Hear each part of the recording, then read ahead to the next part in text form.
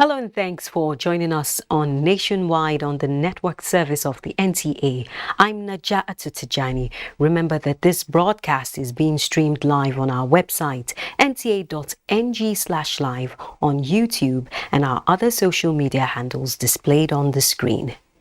IMAC is the first homegrown and nationally coordinated citizen-driven tool for monitoring and evaluating capital projects across the country, which has been launched by the federal government. Performing the opening ceremony, President Muhammadu Buhari described the implementation of monitoring and evaluation as critical to impacting positively on the economy and Nigerians in general. State House correspondent Adamu Sambo reports. Soon to be deployed to bolster the monitoring and evaluation process of the federal government capital projects, IMAC was developed in furtherance of sustained efforts at building systems that fight corruption, towards which utilizes geospatial technology. Citizens and residents of Nigeria can give feedback on capital projects implementation by taking a picture update of a project and send directly to relevant MDAs for necessary action. The IMAC application provides us with the opportunity to express to Nigerians and the world at large the projects and initiatives we work so hard to make a reality every day. It gives us a chance to educate the population on the reasons behind every project and our theory of change, which details the long, medium, and short-term impact we aim to achieve in relation to activities required for each project. For President Muhammadu Buhari, IMAC is a fitting response to the alarming rate of the poorly executed and abandoned projects across Nigeria over the years due to corruption, as well as worrisome state of the country's monitoring and the goals and magnitude of infrastructure projects being carried out by this administration. In all those who contributed towards making the application a reality in line with the transparency, inclusiveness, and participation policy of his administration, the president said all tiers of government need to key in towards promoting a more robust and contextual database of projects. From the State House, Adamu Sambo, NTA News. President Muhammadu Buhari has transmitted the 2022 supplementary budget of 819.5 billion naira to the Senate for consideration to mainly address the challenges posed by the 2022 flood, which devastated parts of the country. National Assembly correspondent Ignatius Nkwo reports. Nigeria witnessed one of the worst flood disasters in 2022. This, from all indications, will impact negatively on Nigeria's food security. To address this, the federal government is seeking approval of Senate for a supplementary budget of 819.5 billion naira, which will be financed through additional domestic borrowing. The water sector was equally affected by the flood, and there's the need to complete some ongoing critical projects that have achieved about 85% completion. The 9 critical projects proposed in the sector cut across water supply, dam projects, and irrigation projects nationwide. The president also sought the approval and concurrence of the Senate to implement the restructuring of ways and means advances by the Central Bank of Nigeria to the federal government. I've approved the securitization of the ways and means balances along the following terms. Amount 23 trillion 719 billion 703 million 774,306 naira 90 kobo. Tenor 40 years. Senate, through a motion by Senator Ibrahim Olorebe, called on all concerned agencies to observe the relaxation of the COVID-19 protocol recently announced by the Presidential Steering Committee on COVID-19. Mr. President, to put it succinctly, the NCDC should close their port. Senate is to pass the supplementary budget, the 2023 Appropriations Bill, and the 2022 Finance Bill Thursday this week. From the National Assembly, Ignatius Nkwo, NTA News. Meanwhile, the House of Representatives has considered and approved the sum of 95.2 billion naira budget for the Federal Government Power Company Limited. The amount covers recurrent and capital expenditure as well as overhead and personnel costs for 2022. A breakdown indicates 91.5 billion naira for capital to be used for funding of procurement in the Siemens Energy and Federal Government Power Agreement. The chairman of the House Committee on Power, Magaji Aliu, explains that the project is being implemented under the Presidential Power Initiative, which aims to realize generation of additional megawatts of electricity for delivery to households and businesses in Nigeria. And still on projects, the federal government says the federal government has completed and handed over 46 internal road projects in various federal tertiary institutions as part of interventions aimed at making the learning environment in the country more conducive. The Minister of Works and Housing, Babatunde Fashola, stated this at the inauguration of a road project completed by the Ministry of Works and Housing on Alex Ekweme Federal University in Ebonyi State. Kanayo Okoro reports. The 0.6 kilometers road links different parts of the university, including College of Medicine and Faculty of Law. When the road was bad, like for us to get to our faculty, it was very, very hard and stressful. I think that the new road is actually good. That's aided us a lot. Represented by the Federal Controller of Works in charge of Ebonyi State, Steve Oluwadon, the federal government has successfully intervened in 83 internal roads in federal tertiary institutions. The minister noted that 146 had been completed and handed over, 18 were ready and would be handed over, while 19 were ongoing. He emphasized that the intervention was designed to give road infrastructure in the standard of learning a facelift. This is consistent with our progressive ideal of improving the human condition, and that process continues here today as we hand over this one in Alex Ekweme Federal University as a critical intervention to support education. The Vice Chancellor of the University, Professor Sunday Elom, represented by the Deputy Vice Chancellor in charge of administration, Professor Ebel Ezoha, said, apart from the internal road project, the federal government had in 2018 intervened in the energy needs of the university and commended President Muhammadu Buhari for the gesture. The university under this government has also benefited from the ecological fund, through which over 4 kilometers of internal roads and drainages were constructed to checkmate the incidence of ecological problems in the university. In Abakaliki, Kana Yokoro, NTA News. The Nigeria Governors Forum has had a meeting with the leadership of the Conference of State Speakers at the Forum Secretariat in Abuja. Details of the meeting held behind closed doors have not been made public. However, there are strong indications that the main agenda at the emergency session includes financial autonomy for the third tier of government and the judiciary, which state houses of assembly are expected to vote on as part of the constitutional amendment being done by the National Assembly. Recall that the Deputy Senate President Ovie Omo-Agege had earlier on Tuesday accused the state governors and speakers of deliberate intention to floor the 44 constitutional amendment bills transmitted to state assemblies for legislation. Governor Samuel Ortom has signed the Rural Development Policy for Benue State, pledging the state government's commitment to rural development in the process. Charles Abba reports. The committee for the drafting of the Rural Development Policy document for Benue was set up by the Benue State government on June 22, 2021. The Commissioner for Rural Development and Cooperative, Victor Zungwe Ukaha, presented the document to Governor Samuel Otom for his assent. The planning is very key, and there must be working done to help you accomplish the task. The document has 6 chapters encapsulating the vision and mission of the state government in developing the rural areas in its frameworks. The Deputy Governor, Benson Abonu, Senators Gabriel Suswam and Abba Moro, Deputy Speaker, Benue State House of Assembly, Christopher Adaji, and other stakeholders witnessed the signing of the document sponsored by the USAID. In Makudi, Charles Abba, NTA News. And from Makudi, we head to Lagos, where Adiola is standing by with more updates.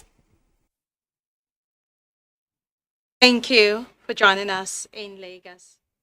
For now, relief is back for motorists plying the ever-busy Lagos-Ibadan Expressway as they now enjoy free-flowing traffic following the removal of barriers by contractors working on the corridor.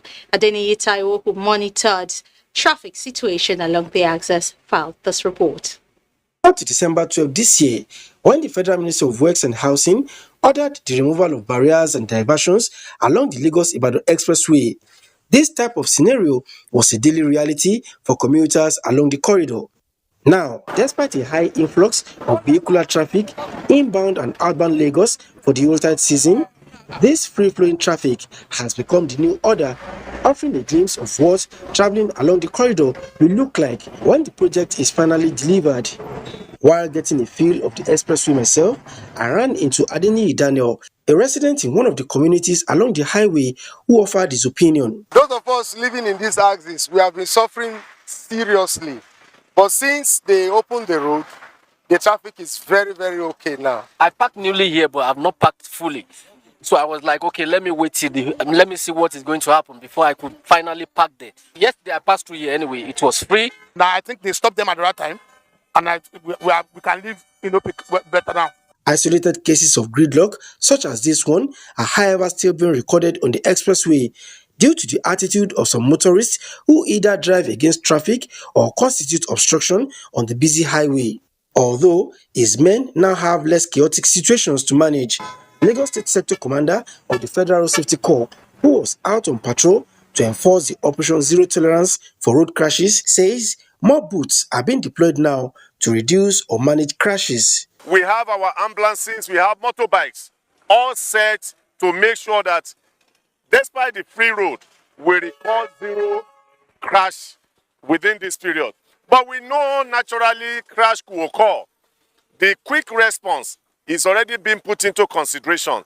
The usual 15 minutes response time has already been improved upon. The road project is expected to be delivered in March next year. In Lagos, Adeniyi Taiwo, NTA News. Now let's move to the judiciary.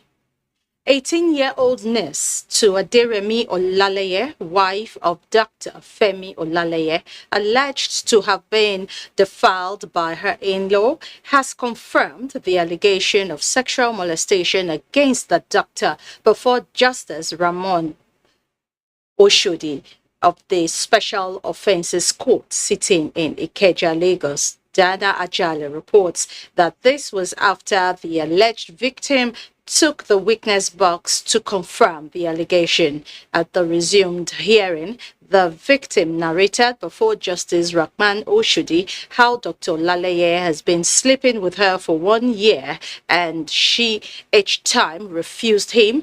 Dr. Olaleye would threaten to kill her if she tells anyone.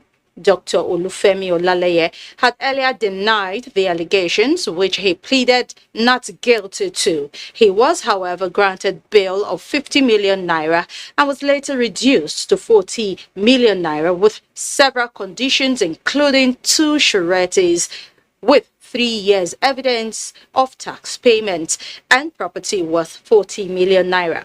Justice Rahman Oshodi then adjourned the case to the 3rd and 4th of January 2023 for further hearing. That's it from Lagos for now. Remember that you can still follow this news broadcast live on our website at nta.ng/live and on our other social media handles displayed on the screen for updates. Nationwide will continue with Lami in Abuja after this break. To stay on.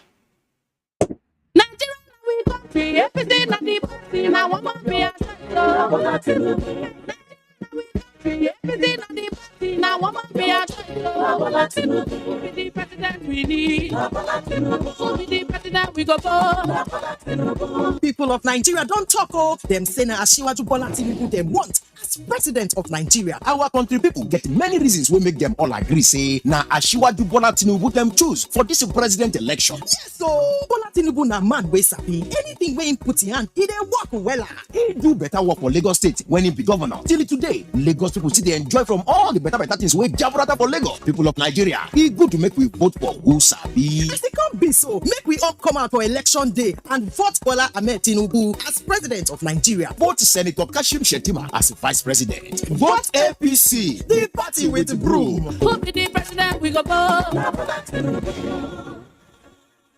The chairman and members of Senate Committee on Finance cordially invite stakeholders and the general public to a public hearing on the amendment of the following acts: Finance Bill 2022.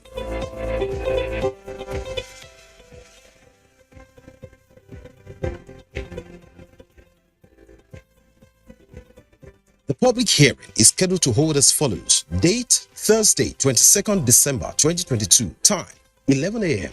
Venue: Conference Hall 231, Senate New Building, National Assembly Complex, Abuja.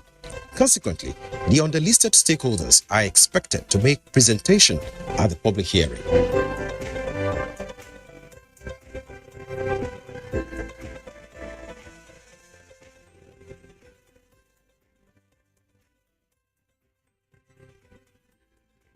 For further inquiries, contact the committee clerk on 081-7436-4772. Senator Solomon Adiola, announcer. As we close a successful year 2022 and prepare for the start of a better year 2023, the Nigeria Television Authority, NTA, wishes to appreciate and share the love with all who gave us a year to remember for good. The three arms of government, ministries, departments and agencies, corporate bodies and advertisers, religious bodies, civil society groups and political parties. Most importantly, you, our esteemed viewer, we say thank you. Together, we made 2022 great. Let's make 2023 greater. Once again, we say thank you, wishing you a Merry Christmas and a prosperous New Year from all of us at the NTA. NTA, you can't beat the rich.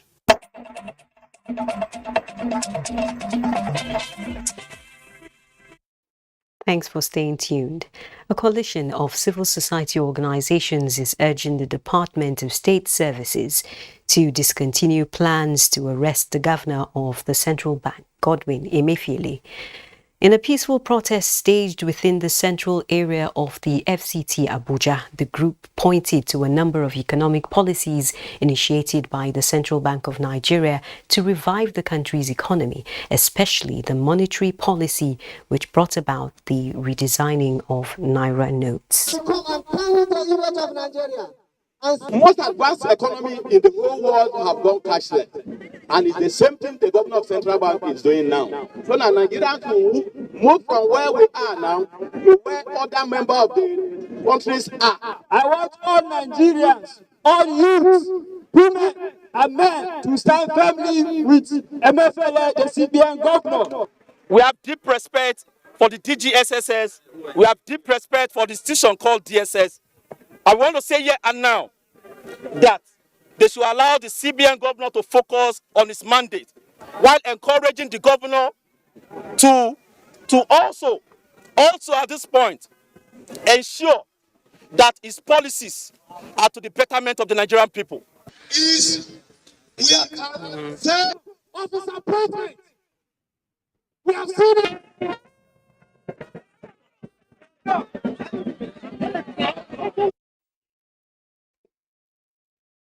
The group also pledged support to all legal frameworks and administrative mechanisms to put in place by President Muhammadu Buhari to stamp out corruption in every facet of the economy. And now to education. The Joint Admissions and Matriculation Board, JAM, has organized a training for Southwest stakeholders in the tertiary education sector to boost their knowledge on the 2 online platforms built for the process. Ife Oluwa Omosuli reports. Adoption of technology in any field of endeavor will spur development as it has proven to be capable of reducing manpower, bridging communication gap, and putting an end to human error. To this end, the Joint Admission Matriculation Board, JAMB, is about to swing into full usage of its 2 platforms, Central Admission Processing System, CAPS, and Integrated Procure and Syllabus System, IBAS. And what's also new is the mail system, where now all the stakeholders, that's the institutions, the regulatory bodies, and JAM, can now communicate. It makes it easier for us to also pass the same information to the candidate, because these candidates are also on some of these platforms. A training organized in Ibadan to reintroduce the usage of the platforms to necessary stakeholders in the tertiary education sector. This new one that is being done, there are a lot of add-ons that has made it very, very easy. With this training, we have become so enlightened. Full usage of the 2 platforms has been noted to have the ability to reduce risk of traveling, as all processes will be performed online. In Ibadan, Ife Oluwa Omosule, NTA News. Meanwhile, the Department of Geology, University of Abuja, takes off next year with exploration and mining of mineral resources within its campus. The Vice-Chancellor dropped the hint at an event to mark its 2nd year partnership with the Abuja Chamber of Commerce. The partnership affords the undergraduates the opportunity to acquire skills and mentorship to boost their capacity, be employable, and be self-reliant after graduation, as well as make the institution an economy-free zone. Whatever mining is going to be taking place on our campus is going to be mining that will be informing the academic program, in which our students will be part of it. They'll be learning from it. They'll be acquiring direct knowledge and practical. But both the industry and the university will be benefiting from it. Industry can come in to be a joint ownership of academic programs, of practical programs, of companies, of industry. And we are going to set this as an example for Nigeria. What we have come to celebrate today is a relationship that will provide a conducive environment for entrepreneurship and innovation. It will support the growth and development of strategic industries within a learning environment, exposing hands-on students to real-time industry requirements for their course of study. Management of the university also expressed desires and goals to uplift the university to world-class standard. The British Council Creative Economy has showcased artworks of various artists in Kano to support creativity with access to British Council-owned exhibition spaces and other avenues in prime locations across the country. Hadiza Muhammad reports. With more than 500 talented artists in Nigeria, faced with obstacles of limited opportunities for networking, skill sharing and collaboration, this is one of such platforms provided by the British Council Creative Economic Showcase to stimulate links among Nigerian creatives. And the Creative Showcase, which is the first of its kind of event here that we are delivering, is an exhibition network event, which you can see. So there are many creatives that come here to exhibit. It's an activity to help the creative industry to create awareness about arts and crafts and the importance of preservation of arts. The talented young artists' creative work ranges from paintings, drawings, and poetry that involve skills, imagination, and aspiration. Without media, we no beauty in the world, in this universe. I am everywhere and in everything, and trailing every entity bending it to follow my rules. Our undivided attention and our nation in colors. Well, art is very big and it's actually therapeutic to the soul, and I think we can try very hard to take it to a greater level, especially here in Ariwa. I have a passion for art. I used to do a lot of things like seascape, abstract, all these sunsets, and a lot of things like that. To ensure it achieves its set objective, the British Council has selected Nigerian curators in Kano, Lagos, Port Harcourt, and Abuja as delivery partners in designing and managing the program and curating the showcase events. In Kano, Hadiza Muhammad, NTA News. And from Kano, we'll head to Maiduguri, where Abubakar is standing by with more updates. Thank you for joining us in Maiduguri. German authorities have restated commitment to strengthening stability of communities in the Lake Chad region through sustained support for the Regional Stabilization Facility. Foreign Minister of Germany, Annalena Baerbock, restated commitment of her government when she led a high-level delegation on a visit to newly resettled Garanam community in Mafa local government in company of Governor Babagana Umar Zulum. Mohammed Guni will now bring us more details.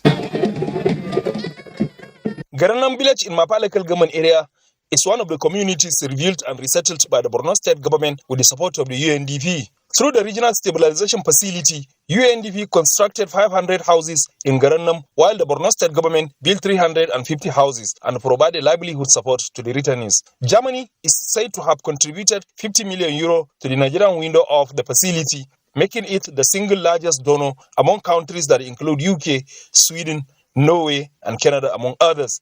German Foreign Affairs Minister Annalena Baerbock's visit was for on-the-spot assessment of the resettled community, where she took time out to interact with the Community Stabilization Committee, female residents, as well as school pupils and teachers. The minister was happy with the restoration of livelihood and other social activities in Garanam, assuring continued support. We within the Regional Stabilization Facility can work together between the United Nations, between Germany and Europe, and between Nigeria and your home region here with you as a governor. This is really important for us.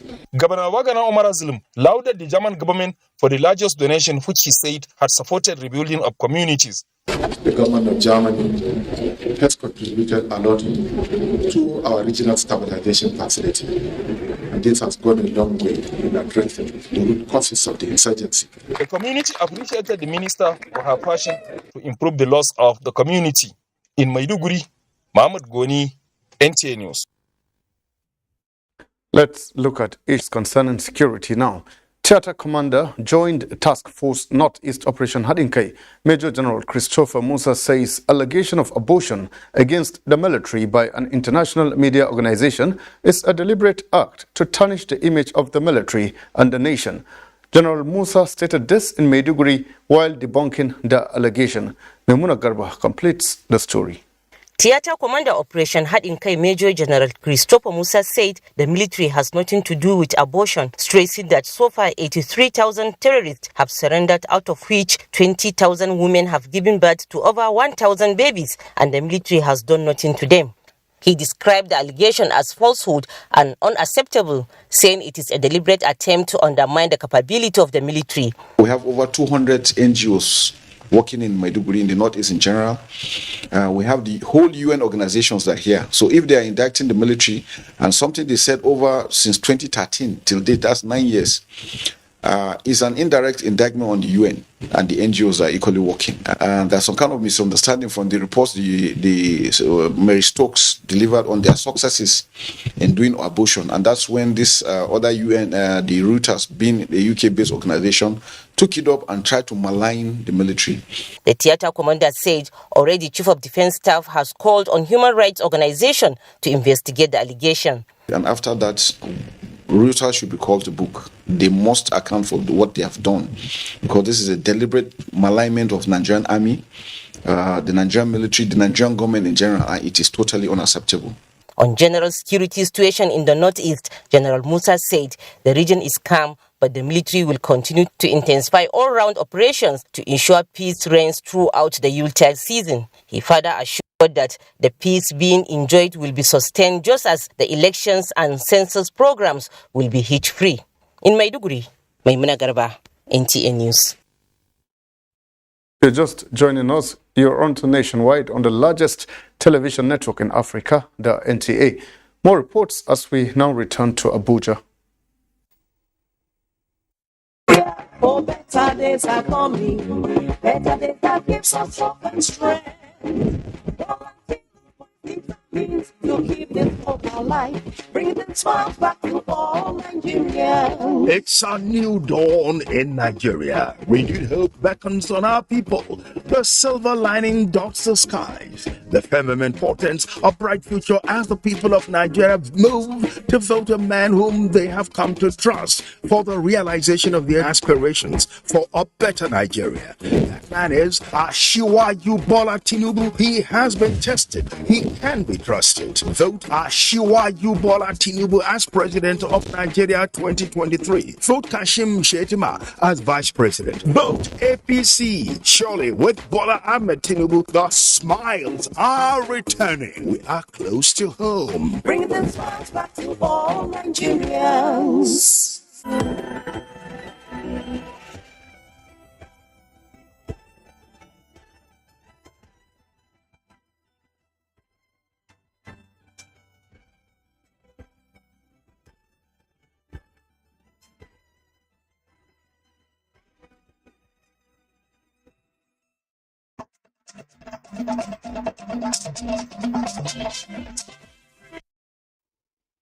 Thanks for staying tuned and welcome back to our Abuja studios.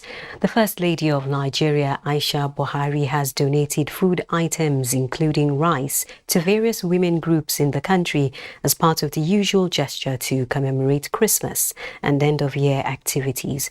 Presenting the items on behalf of the First Lady, the Executive Secretary of the Future Assured Programme, Seidu Suleiman, enjoined the beneficiaries to use the items judiciously in order to cushion the effect of hardship. The beneficiaries, including members of the Federation of Muslim Women Association of Nigeria, Form 1, the National Council of Women's Societies, the Catholic Women, as well as the Women's Wing of the Christian Association of Nigeria, expressed the gesture as an example of fostering unity. This is something in a continuation of our efforts in reaching out to various faith groups, both the Christians and the Muslims. And she does this presentation every season so that, people can have little succor in their homes and families. We are very grateful, and this will go a long way in at least seeing to the masses, sharing this to them, and alhamdulillah, we are going to appreciate and we'll continue to appreciate. We really appreciate her kind gesture by giving us this food stuff, at least as a relief for the less privileged. May Almighty Allah bless her and continue to enrich and protect her. Continue to bless the president and protect him, guide him to the right path. The First Lady, in a message, also emphasized the importance of peaceful coexistence towards building a better society. Thousands of APC women supporters from within and around the Federal Capital Territory smiled home with Christmas gifts courtesy of the All Progressives Congress. The party's women leader, Betta Edu, says the gesture is targeting 1 million women nationwide. Salihu Gwanara reports.